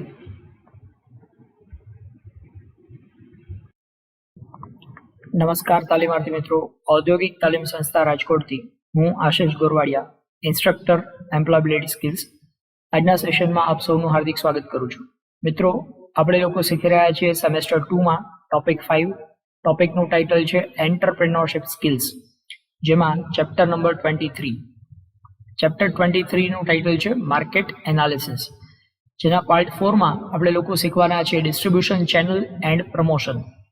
તો આવો મિત્રો સમજીએ ડિસ્ટ્રીબ્યુશન ચેનલ એટલે શું અને પ્રમોશન એટલે શું. તો સૌથી પહેલા ચેનલ્સ ફોર ડિસ્ટ્રીબ્યુશન એટલે કે વિતરણ વ્યવસ્થા. ગુજરાતીમાં ડિસ્ટ્રીબ્યુશનનો મતલબ થાય છે વિતરણ. જ્યારે વસ્તુનું ઉત્પાદન કરવામાં આવે તો ઉત્પાદક દ્વારા ઉત્પાદન કરી અને એ ગ્રાહક સુધી પહોંચાડવાનું હોય. તો ગ્રાહક સુધી પહોંચાડવા માટે કેટલા તબક્કામાંથી કેટલા જગ્યાએથી એ વસ્તુ પસાર થાય છે, એ દરેકની જે સાંકળ બને એને ડિસ્ટ્રીબ્યુશન ચેનલ તરીકે ઓળખવામાં આવે. આ અલગ અલગ પ્રકારની ડિસ્ટ્રીબ્યુશન ચેનલ છે, જેમાં સૌથી પહેલી એ કહેવાય છે શૂન્ય સપાટીવાળી ડિસ્ટ્રીબ્યુશન ચેનલ, જે કહેવાય છે ડાયરેક્ટ સેલ.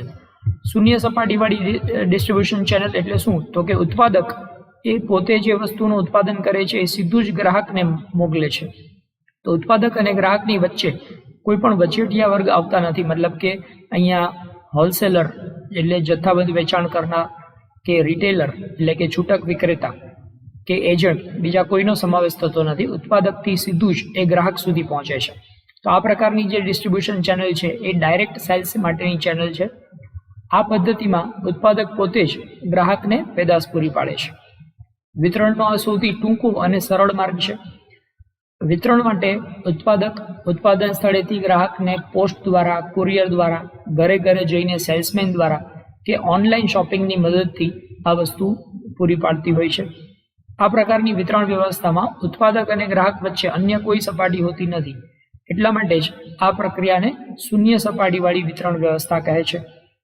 આ પ્રકારની વિતરણ વ્યવસ્થાની મર્યાદા એ છે કે ઉત્પાદક વધારે ગ્રાહક સુધી પહોંચી શકતો નથી, કારણ કે ઉત્પાદકની મર્યાદામાં જેટલા ગ્રાહકો સુધી પહોંચી શકાય ત્યાં સુધી જ એ પોતાની વસ્તુ પહોંચાડી શકશે.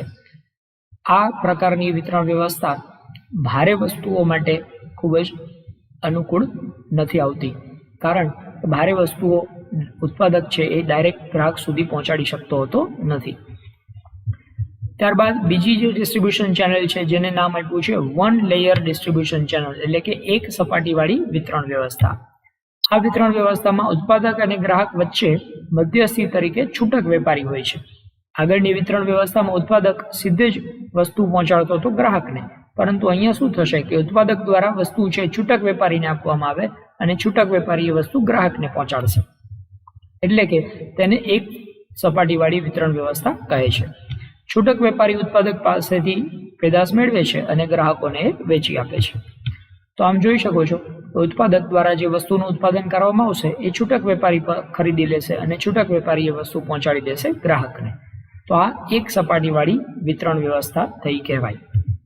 ત્યારબાદ છે 2 લેયર ડિસ્ટ્રીબ્યુશન સિસ્ટમ એટલે કે 2 સપાટીવાળી વિતરણ વ્યવસ્થા. આ વિતરણ વ્યવસ્થામાં ઉત્પાદક અને ગ્રાહક વચ્ચે મધ્યસ્થી તરીકે જથ્થાબંધ વેપારી અને છૂટક વેપારી. આગળમાં ખાલી છૂટક વેપારી એક જ હતો, અહીંયા જથ્થાબંધ વેપારી અને છૂટક વેપારી બંને આ સપાટીમાં મધ્યસ્થી તરીકે કામ કરતા હોય છે. આ પદ્ધતિમાં જથ્થાબંધ વેપારી ઉત્પાદક પાસેથી બલ્ક માત્રામાં એટલે કે જથ્થાબંધ માત્રામાં વસ્તુ ખરીદી લે છે અને એ છૂટક વેપારીને આપે છે. છૂટક વેપારી એ પછી ગ્રાહકને પહોંચાડે છે. આનાથી ઉત્પાદકનું વેચાણનું જોખમ છે એ ઘટી જાય છે. રોજિંદા જીવન જરૂરિયાતની ચીજ વસ્તુઓ જેમ કે સાબુ, cosmetic items, hair oil, toothpaste, stationery વગેરેમાં આ પ્રકારની વિતરણ વ્યવસ્થા ખૂબ જ અનુકૂળ હોય છે. તો આપ જોઈ શકો છો ચિત્રના માધ્યમથી, અહીંયા ઉત્પાદક દ્વારા જે વસ્તુનું ઉત્પાદન થયું છે એ જથ્થાબંધ વેપારી જથ્થાબંધ માત્રામાં ખરીદી લેશે, ત્યારબાદ એ પહોંચાડી દેશે છૂટક વેપારીને અને છૂટક વેપારી એ પહોંચાડશે ગ્રાહકને. ત્યારબાદની વિતરણ વ્યવસ્થા છે એ 3 સપાટીવાળી વિતરણ વ્યવસ્થા, જેને ઇંગ્લિશમાં કહેવાય 3 લેયર ડિસ્ટ્રીબ્યુશન સિસ્ટમ. આ વિતરણ વ્યવસ્થામાં ઉત્પાદક અને ગ્રાહક વચ્ચે મધ્યસ્થી તરીકે એજન્ટ અથવા તો સ્ટોકિસ્ટ હોય છે. આ એજન્ટ કે સ્ટોકિસ્ટ જથ્થાબંધ વેપારીને વસ્તુ પહોંચાડશે અને જથ્થાબંધ વેપારી છૂટક વેપારીને વસ્તુ પહોંચાડશે. એટલા માટે અહીંયા 3 લેયર 3 સ્ટેપ અહીંયા બની શકે છે. જ્યારે ઉત્પાદક ખૂબ જ મર્યાદિત પેદાશનું ઉત્પાદન કરતો હોય અથવા તો પેદાશ બજારમાં સર્વત્ર રીતે સ્વીકાર્ય હોય, ખૂબ જ વધારે પ્રમાણમાં ઉત્પાદન કે વેચાણ થતું હોય, ત્યારે આ પ્રકારની વિતરણ વ્યવસ્થા ઉપયોગમાં આવે છે. આપ જોઈ શકો છો, ઉત્પાદક એ પોતાની વસ્તુ એજન્ટ કે સ્ટોકિસ્ટને મોકલી દેશે. સ્ટોકિસ્ટ અથવા એજન્ટ છે એ જથ્થાબંધ વેપારીને મોકલી આપશે. જથ્થાબંધ વેપારી પાસેથી છૂટક વેપારી અને છૂટક વેપારી પાસેથી ગ્રાહક સુધી એ વસ્તુ પહોંચી શકશે. તો આ વિતરણ વ્યવસ્થા છે એને 3 લેયર ડિસ્ટ્રીબ્યુશન ચેનલ કહેવાય છે. ત્યારબાદ વસ્તુનું વિતરણ કરવા માટે બીજો એક કન્સેપ્ટ જે બજારમાં હાલ ખૂબ જ પ્રચલિત છે, જે છે ફ્રેન્ચાઇઝી. તો ફ્રેન્ચાઇઝી કોઈ ચોક્કસ બ્રાન્ડ કે કોઈ ટ્રેડમાર્ક ધરાવતી કંપની સાથે કરાર કરી અને તે જ વસ્તુ કે સેવા નિશ્ચિત શરતોના આધારે વેચાણ કરવાનો વિશેષ અધિકાર જે આપવામાં આવે છે, આ અધિકારને ફ્રેન્ચાઇઝી તરીકે ઓળખવામાં આવે છે.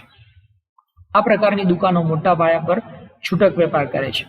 તેમની ધંધો કરવાની પદ્ધતિ, દુકાનની સજાવટ કે ફર્નિચર વગેરે મૂળ કંપનીએ જે ડિઝાઇન કર્યું હોય એ પ્રમાણે જ દરેક જગ્યાએ તમને જોવા મળશે.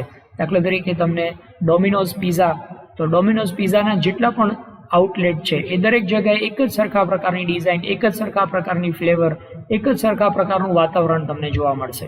એવી રીતે કોલ્ડ ડ્રિંક્સના ડિસ્ટ્રીબ્યુશનની વાત કરીએ તો તમને લોકોને ખ્યાલ છે, રિટેલ આઉટલેટ લીંબુ તરીકે એક યલો કલરના આ ફ્રેન્ચાઇઝી આપવામાં આવેલા છે. એવી રીતે ટી પોસ્ટ એ પણ ફ્રેન્ચાઇઝીનું કામ કરે છે. એમાં જેટલી પણ જગ્યાએ તમે જાઓ એ દરેક જગ્યાએ તમને એક જ સરખા પ્રકારની વસ્તુ મળે, એક જ સરખા પ્રકારનું વાતાવરણ હોય, એક જ સરખી રીતે દરેક જગ્યાએ ભાવ વસૂલ કરવામાં આવતા હોય. આમ આ ફ્રેન્ચાઇઝીના અલગ અલગ ઉદાહરણો છે. મૂળ કંપની પોતાની બ્રાન્ડ કે ટ્રેડમાર્કનો ઉપયોગ કરવાની છૂટ આપે છે. મૂળ કંપની ફ્રેન્ચાઇઝ લેનાર ધંધાકીય એકમના કર્મચારીઓને તાલીમ આપે છે, જાહેરાત કરે છે અને તેના બદલામાં વેચનાર પાસેથી નક્કી કરેલા દરે વેચાણ પર રોયલ્ટી કે કમિશન મેળવે છે. તો મૂળ કંપની છે એને એમાં શું ફાયદો થશે? તો જેટલું વેચાણ થશે વેચાણના બદલામાં એને રોયલ્ટી મળશે. મૂળ કંપની પેદાશની જાહેરાત કરતી હોવાથી ફ્રેન્ચાઇઝી લેનાર વ્યક્તિને જાહેરાતનો કંઈ ખર્ચ કરવો પડતો નથી. બ્રાન્ડેડ ગાર્મેન્ટ્સ હોય, હેર કટિંગ સલૂન હોય, કુરિયર સર્વિસીસ હોય, ડેરી પ્રોડક્ટ્સ છે, આ દરેક ક્ષેત્રમાં ફ્રેન્ચાઇઝીથી વેચાણ કરવાનું સિસ્ટમ છે એ ખૂબ જ પ્રચલિત છે. ત્યારબાદ છે ઇલેક્ટ્રોનિક માર્કેટિંગ. ડિજિટલ માર્કેટિંગના નામથી પણ એને ઓળખી શકાય છે. ઇલેક્ટ્રોનિક માર્કેટિંગ અથવા તો ડિજિટલ માર્કેટિંગ એટલે શું? તો આ ઇલેક્ટ્રોનિક મશીન દ્વારા થતી વેચાણની નવી પદ્ધતિ છે. આ માટે ઓટોમેટિક વેન્ડર મશીન ગોઠવવામાં આવતા હોય છે. દાખલા તરીકે ઠંડા પીણા કે કોફી માટેનું વેન્ડિંગ મશીન, જેમાં ઇલેક્ટ્રોનિક મીડિયમથી તમે માત્ર ને માત્ર એમાં નક્કી કરેલો ચાર્જ છે, દાખલા તરીકે 5 રૂપિયાનો ચાર્જ નક્કી કરવામાં આવ્યો હોય તો તમે 5 રૂપિયા વેન્ડર મશીનની અંદર નાખશો તો તમને 1 કપ કોફી તરત જ મળી જશે. ત્યારબાદ ટેલિફોનિક માર્કેટિંગ. દાખલા તરીકે મોબાઈલ ફોન દ્વારા તમે કંપનીને સંપર્ક કરો, મોબાઈલ ફોન દ્વારા ઓર્ડર કરો અને એ વસ્તુ તમારા ઘર સુધી પહોંચી જાય. આ પ્રકારે ટેલિફોનિક માર્કેટિંગ કહેવાય છે. આ ઉપરાંત ઇન્ટરનેટ માર્કેટિંગ. આ પદ્ધતિમાં ઉત્પાદક પોતાની પેદાશ છે ઈમેલ દ્વારા પોર્ટલ ઉપર, વેબ બ્રાઉઝર કે વેબસાઇટ ઉપર મૂકે છે. લોકોને જે ખરીદી કરવી હોય આ વેબસાઇટ ઉપર જઈ અને વસ્તુ ચેક કરશે, વસ્તુ જોશે અને વેબસાઇટ ઉપર જ એ વસ્તુનો ઓર્ડર આપશે. એમાં આપ લોકો માટે ખૂબ જ પ્રચલિત છે એમેઝોન, ફ્લિપકાર્ટ, સ્નેપડીલ. આ બધી કંપનીઓ ઇન્ટરનેટના માધ્યમથી વસ્તુઓનું વેચાણ કરે છે. ઇલેક્ટ્રોનિક ચેનલ દ્વારા થતી ખરીદી કે વેચાણમાં નાણાંની ચૂકવણી 2 રીતે થતી હોય છે. એક ક્રેડિટ કાર્ડ કે ડેબિટ કાર્ડ દ્વારા તમે જ્યારે ખરીદી કરો, ખરીદી માટેનો ઓર્ડર કરો ત્યારે જ ચૂકવણી કરવામાં આવતી હોય છે. અને બીજું છે કંપની દ્વારા વસ્તુ જ્યારે ઘરે પહોંચાડવામાં આવે ત્યારે તમે વસ્તુ માટેની કિંમત ચૂકવો, જેને કહેવાય છે કેશ ઓન ડિલિવરી. બેમાંથી કોઈ પણ રીત જે કંપનીએ નક્કી કરી હોય એ રીતે તમે એનું પેમેન્ટ કરી શકો છો. ત્યારબાદ નેક્સ્ટ આપણે વાત કરવાના છીએ પ્રમોશન. પ્રમોશન એટલે વેચાણ અભિવૃદ્ધિ. અભિવૃદ્ધિની પ્રક્રિયામાં જાહેરાત, અંગત વેચાણ, વેચાણ વૃદ્ધિ અને પ્રસિદ્ધિ, આમ અલગ અલગ પ્રકારના પ્રમોશનના ટેકનિક્સ છે. આ 4 પ્રકારની જે પ્રવૃત્તિઓ છે એને અભિવૃદ્ધિ મિશ્ર તરીકે ઓળખવામાં આવે છે. દરેક ધંધાકીય એકમ વધુ ઓછા પ્રમાણમાં આ પ્રમોશનનો ઉપયોગ કરતો જ હોય છે. તો અભિવૃદ્ધિ મિશ્ર, જેની અંદર કુલ 4 વસ્તુઓનો સમાવેશ થાય છે. આપ જોઈ શકો છો, જાહેરાત છે, વેચાણ વૃદ્ધિ, પ્રસિદ્ધિ અને અંગત વેચાણ. આમ ઉત્પાદક છે એ ગ્રાહકને આકર્ષવા માટે આ 4માંથી કોઈ પણ રીતનો ઉપયોગ કરી શકે. તો આપણે દરેકને એક પછી એક વિગતે સમજીએ. સૌથી પહેલું છે એડવર્ટાઇઝમેન્ટ. ઉત્પાદક દ્વારા પેદાશ કે સેવાની જાણકારી આપવા માટે જુદા જુદા માધ્યમોથી એડવર્ટાઇઝમેન્ટ કરવામાં આવતી હોય છે. એ પૈકી આપણે પ્રચલિત કે અસરકારક જે જાહેરાતનું માધ્યમ હોય એ માધ્યમનો ઉપયોગ કરી અને જાહેરાત કરવામાં આવતી હોય છે. સામાન્ય રીતે જાહેરાત વર્તમાનપત્રો, મેગેઝિન, રેડિયો, ટીવી કે ઇન્ટરનેટના માધ્યમ ઉપર આ જાહેરાત મૂકવામાં આવતી હોય છે. ત્યારબાદ છે પર્સનલ સેલિંગ. જાહેરાત દ્વારા ઉત્પાદક પેદાશની જાણકારી ગ્રાહક સુધી પહોંચાડે છે, પરંતુ તેના દ્વારા વ્યક્તિ ઉપર જોઈએ તેટલી અસર થતી નથી. એટલા માટે પર્સનલ સેલિંગનો ઉપયોગ કરવામાં આવે છે, જેમાં સેલ્સમેનને કામ ઉપર લગાડવામાં આવે. સેલ્સમેન ઘરે ઘરે જઈને અથવા તો કાઉન્ટર ઉપર રહીને ગ્રાહકોને વસ્તુ કે સેવાની સમજ આપે છે અને ગ્રાહકોને વસ્તુ ખરીદવા માટે આકર્ષે છે. વ્યક્તિગત વેચાણમાં સેલ્સમેન સંભવિત ગ્રાહકને પેદાશ વિશેની તમામ જરૂરી માહિતી પૂરી પાડતો હોય છે, જેના કારણે ગ્રાહકમાં પેદાશ અને ઉત્પાદક માટે વિશ્વાસનું સંપાદન થાય છે. વ્યક્તિગત વેચાણમાં સેલ્સમેનની કુશળતા, બુદ્ધિ ચાતુર્ય અને આવડતના પ્રમાણમાં પેદાશની માંગમાં વધારો કરી શકાય છે. ટૂંકમાં સેલ્સમેન જેટલો ચતુર હશે, સેલ્સમેનની આવડત જેટલી વધારે હશે, એટલું વધારે એ વેચાણ કરી શકશે. ત્યારબાદ છે સેલ્સ પ્રમોશન ટેકનિક્સમાં વેપારી કે ઉત્પાદક તરફથી વેચાણ વૃદ્ધિ માટે અજમાવવામાં આવતી અલગ અલગ પ્રકારની જે પ્રવૃત્તિઓ છે એમાં છે ડાયરેક્ટ પ્રમોશન ટેકનિક. આ ઉપરાંત વળતર કે વટાવ સ્વરૂપે નાણાકીય લાભ આપવામાં આવે છે. સેલ્સ પ્રમોશન કરવા માટે વસ્તુમાં ડિસ્કાઉન્ટ આપીને લોકોને આકર્ષવાની કોશિશ કરવામાં આવે. આ ઉપરાંત જાહેરાતની કૂપન તૈયાર કરવામાં આવે, એડવર્ટાઇઝમેન્ટની કૂપન. જે લોકો આ કૂપન લઈને આવે એ લોકોને ખાસ પ્રકારનું ડિસ્કાઉન્ટ આપવામાં આવે અથવા તો ખાસ પ્રકારની ગિફ્ટ આપવામાં આવે. આવી રીતે પણ સેલ્સ પ્રમોશન કરી શકાય. ફ્રી ગિફ્ટ આપવામાં આવે. તમે કોઈ વસ્તુ ખરીદો તો એ વસ્તુ ઉપર તમને અલગ પ્રકારની કંઈક ગિફ્ટ આપવામાં આવશે.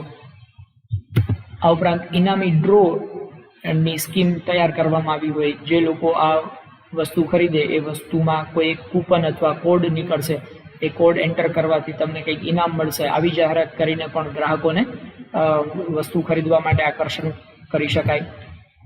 વગર વ્યાજની લોન છે એ પણ પ્રમોશન માટેની જ એક ટેકનિક છે. 0% ઇન્ટરેસ્ટ ઉપર તમને લોન આપવામાં આવશે. દાખલા તરીકે તમે દિવાળી કે દશેરાની સિઝન ઉપર ખાસ જોયું હશે, મોટાભાગે વાહનોની ખરીદી માટે કે ઇલેક્ટ્રોનિક આઇટમની ખરીદી માટે 0% લોન ની જે સ્કીમ છે એ મૂકવામાં આવતી હોય છે, જેથી કરીને વધુને વધુ લોકો એ વસ્તુ ખરીદી કરે. આ ઉપરાંત સેમ્પલ ડિસ્ટ્રીબ્યુશન. તમે જે વસ્તુ બનાવો છો, વસ્તુના નાના નાના સેમ્પલ છે એ લોકો સુધી ડિસ્ટ્રીબ્યુટ કરો, જેથી કરીને વસ્તુનું સેમ્પલ વાપરીને લોકો એ વસ્તુ વિશે જાણે અને બીજી વખતે ખરીદી કરે. ડિસ્પ્લે કે મોડેલ. જે જગ્યાએ તમારું શોપિંગ સેન્ટર હોય અથવા તો દુકાન હોય એ જગ્યાએ આગળ ડિસ્પ્લે લગાવવામાં આવે, અલગ અલગ પ્રકારના મોડેલ્સ મૂકવામાં આવે, તો એનાથી પણ આકર્ષણ પામીને ગ્રાહક છે વસ્તુ ખરીદી શકતો હોય છે. આ ઉપરાંત છે જાહેરાત કરો તો એનાથી પણ વસ્તુનું વેચાણ વધારી શકાય. પ્રસિદ્ધિ એટલે કે પબ્લિસિટી, જેમાં માઉથ પબ્લિસિટી, ગ્રાહકો એક વસ્તુના વખાણ બીજા લોકો સુધી પહોંચાડે, એ પબ્લિસિટી તરીકે ઓળખવામાં આવે છે. જાહેરાત છે એ જાહેરાત કરવા માટે ખર્ચ ચૂકવવાનો હોય છે, જ્યારે પબ્લિસિટી માટે તમારે કોઈ ખર્ચ કરવાનો નથી. મફતમાં જ્યારે વસ્તુની જાહેરાત થાય તો એને પબ્લિસિટી તરીકે ઓળખવામાં આવે છે.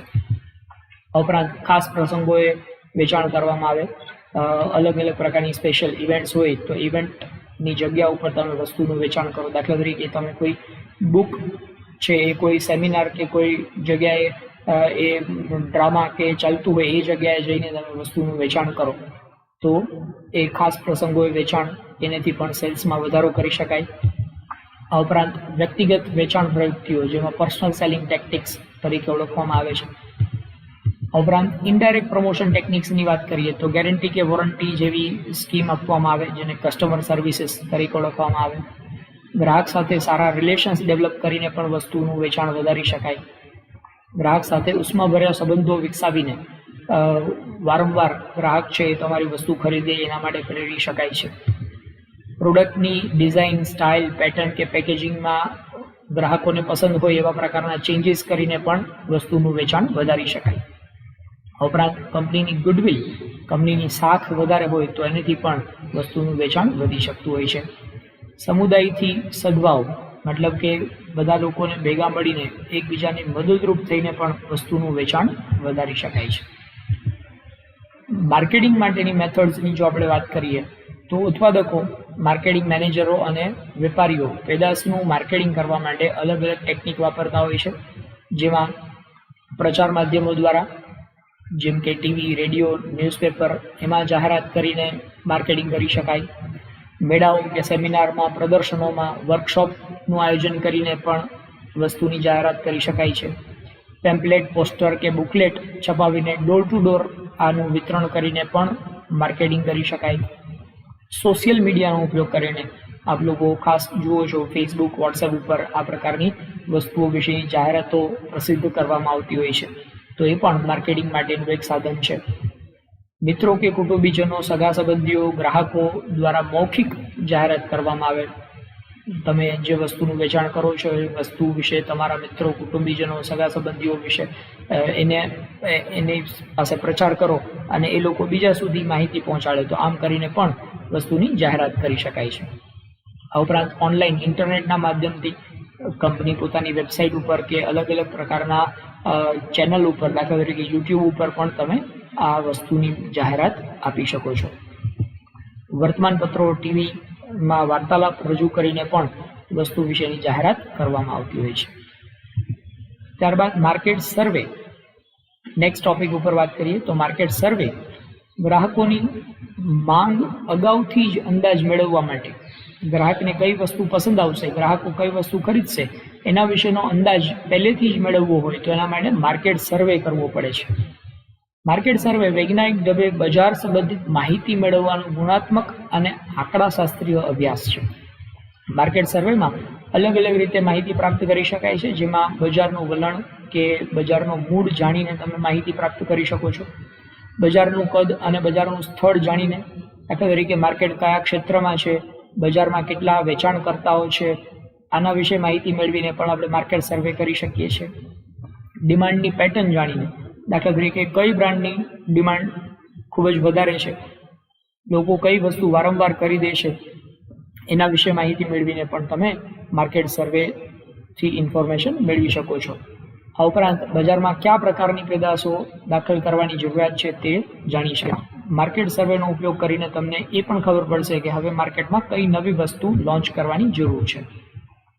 આ ઉપરાંત હરીફ પેદાશની માહિતીથી પણ તમે જાણી શકો છો, દાખલા તરીકે આપણા જે હરીફ લોકો છે એ કયા પ્રકારની વસ્તુ બનાવે છે, એની ગુણવત્તા શું છે, એની કઈ માત્રામાં એ વસ્તુ વેચે છે, એ આપણા હરીફોની નબળાઈ શું છે, એ લોકો માર્કેટમાં ઇજારો ધરાવે છે કે નહીં, આ બધી બાબતો વિશેની માહિતી મેળવવી એટલે માર્કેટ સર્વે કહી શકાય. ત્યારબાદ નેક્સ્ટ ટોપિક છે સ્વોટ એનાલિસિસ. સ્વોટ જે 4 અલગ અલગ શબ્દોના પહેલા અક્ષર લઈને બનાવવામાં આવ્યું છે, સ્વોટ એનાલિસિસ.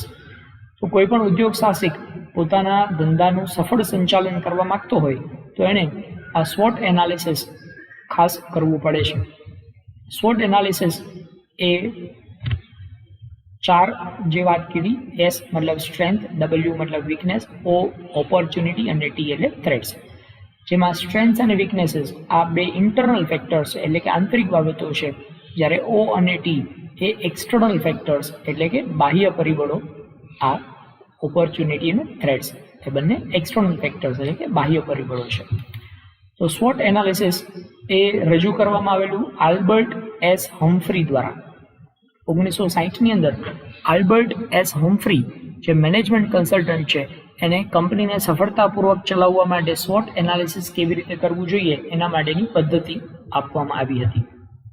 આ એક વ્યૂહાત્મક આયોજન પદ્ધતિ છે.